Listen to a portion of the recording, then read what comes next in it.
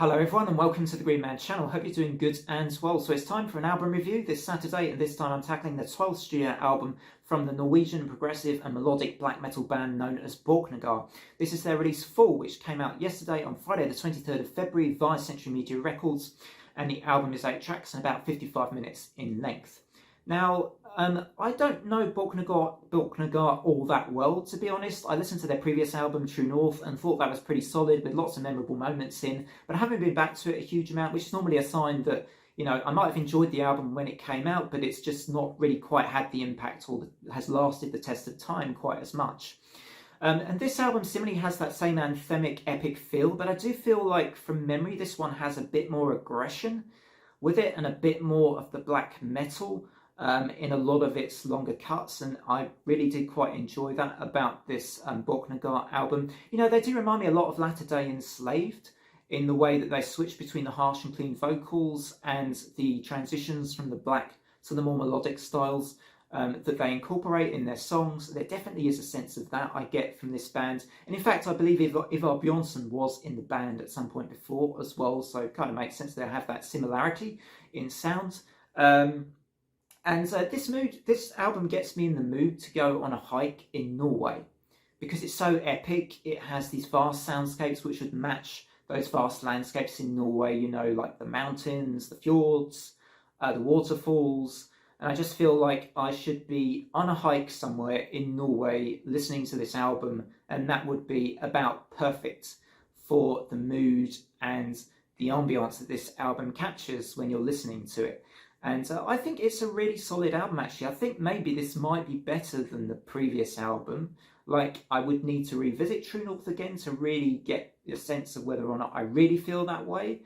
But I do think this has been a really enjoyable experience, actually. And it's been a great one to listen to get me in the mood, to motivate me, to feel good. It just has a sort of triumphant, anthemic vibe as you go from song to song, and that lasts throughout the entire runtime of the album. So I think overall I'm feeling pretty positive about this one. Going into some of the songs, you know, you've got tracks like the opener Summit, which is an epic album opener, ticking all the boxes of what I've been talking about with the mood and the sort of vibe that this album gives off.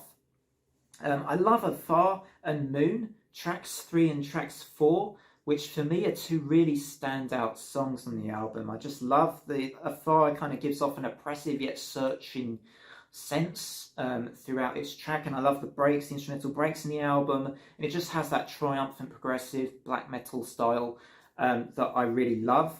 I love Moon, which I feel like is kind of a bit of a ballad, a sort of hybrid ballad, but it's got a lot of the aggressive fast. It could be a sort of black metal ballad, if you will, with Moon. And I love the way it ebbs and flows, and you have these really, really fantastic vocal harmonies in the middle of that song that really stick out as well, and Moon is definitely a standout for me on this album. I quite enjoyed Unraveling with its interesting attention-grabbing vocal-only moment where they sing Sisyphus Boulder, like that, and really cool drumming as well from drummer Bjorn on this particular song. I thought that was pretty noticeable in Unraveling. And final track, Northward, is a suitable epic climax to this album. It feels like a good payoff for the rest of the album. And something this band I've noticed do very well is that they make their guitar solos count. You know, they're not just guitar solos done for the sake of them. They know when to put them in the songs, and they know how to make them count to the listener and make them impact the way that they should. And I appreciate bands that know how to do that with the guitar solo. You know, they're not just put into the song for the sake of it.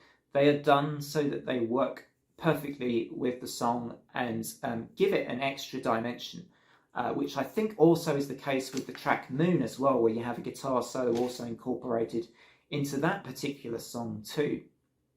So where am I with Borknagar's Fall? Well, I think I'm an 8 out of 10 with this album. I think this is an 8 out of 10.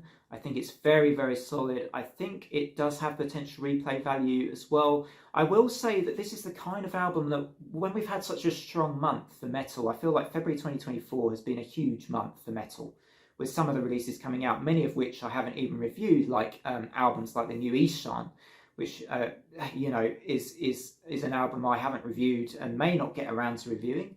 But there have been great albums for me this month as well, like the Illuma Shades that I recently did a review for, Infected Rain, and the Pineapple Thief. I nearly said Porcupine Thief. The Pineapple Thief album as well. There have been a lot of great albums, and many more that I still haven't checked out that I'm hearing are fantastic February albums. So in such a month where there's been so many wonderful albums, there's a danger that this album, I think, may be forgotten about a bit. But for me, it's a mood. You know, I'd love to listen to this album when I'm out. Perhaps if ever I go for a hike in Norway, this is the kind of album I'd love to stick on, because it's absolutely perfect for that kind of occasion. I do think this could be a bit of a dark horse album that is definitely worth your time. I think this is worth the time. And yeah, anyway, that's it for me for this review. Hope you enjoyed the review. Don't forget to drop a like and a sub. And until my next video, from me, bye for now.